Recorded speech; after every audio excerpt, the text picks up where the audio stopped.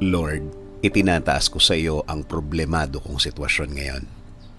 Salamat sa bagong araw na binigay mo, Panginoon. Alam po namin na ang hatid ng araw na ito ay biyaya. Ang hatid ng araw na ito ay pag-asa at puno ng inyong presensya. Panginoon, ako ay nasa isang problema na hindi ko akalain na mapupunta ako. Dulot po ito ng isang maling desisyon at maling akala noong mga nakaraan. At hindi ko po akalain na lalaki po ito ng ganito. Problemang nagdulot na rin sa akin ng mga sleepless nights, O Lord. Hindi ko alam ang gagawin. Hindi ko alam ang iisipin.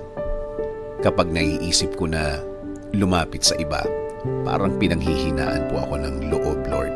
Kaya kailangan ko na naman po ng inyong guidance, Panginoon. Bigyan niyo po ako ng sagot sa aking problema. Kailangan ko na po ito, Panginoon. Ibigay niyo